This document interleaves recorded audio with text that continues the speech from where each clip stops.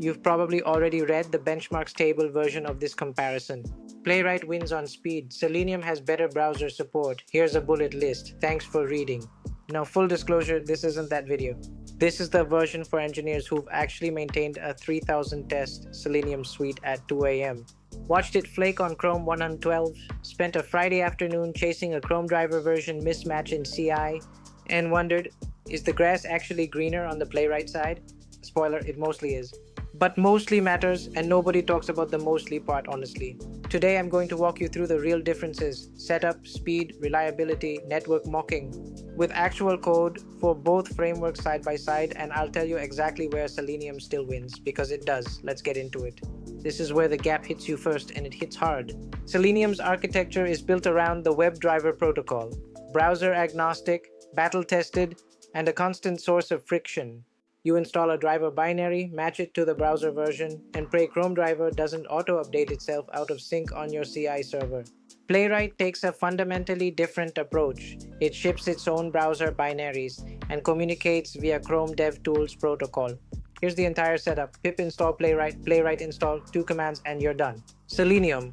Driver management is your problem. You manually download Chrome driver, match it, and pray it stays in sync. That difference compounds in CI. Here's what a Selenium Docker file looks like on a real project. Every line in that apt-get install is a potential version mismatch. Every Chrome auto-update in your CI runner is a potential broken pipeline. Here's the Playwright equivalent. Microsoft ships and maintains that Docker image. No driver pinning, no version drift. For teams running CI/CD at any real cadence, this alone is worth the migration conversation. Let's get into the code. The single biggest source of Selenium flakiness is race conditions. Selenium's race conditions: your code interacting with an element before it's ready. Every Selenium developer has written this. 4 explicit waits for a login flow. Every wait until is an opportunity to get the condition wrong. Every missed wait is a flaky test waiting to happen. Here's the same login flow in Playwright. Same flow, half the lines, and more importantly, Playwright's auto-waiting is the default behavior. It checks that elements are visible, stable, and enabled before every single interaction. That eliminates an entire class of race condition bugs. In controlled tests, Playwright runs 30 to 40% faster than Selenium when both are parallelized correctly. The key is the isolation model. Every test gets its own browser context, equivalent to a fresh incognito window. Creation is fast, milliseconds. The Selenium model requires you to manage thread local driver instances manually.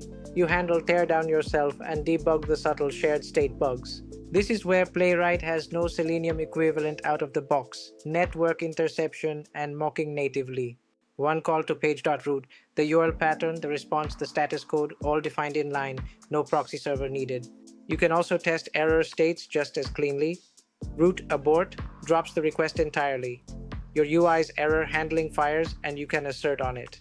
Doing this in Selenium requires browser mob proxy or a browser extension, all adding significant setup complexity. Good test architecture looks similar, but Playwright's API makes it less ceremonial. The Playwright version is meaningfully shorter.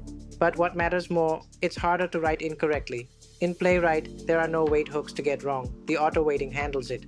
Playwright's expect API retrace assertions automatically until they pass or timeout. This eliminates an entire class of timing failures.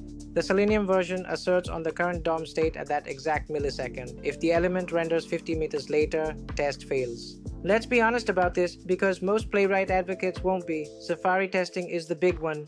Playwright's WebKit engine approximates Safari behavior, but it's not the same binary. If you need to test against actual Safari on macOS, Selenium is still the path.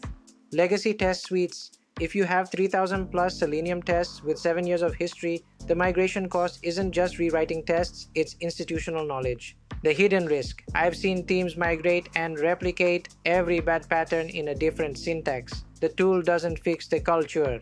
If you're moving from Selenium to Playwright, this is the approach that works. Phase 1. Run both in parallel.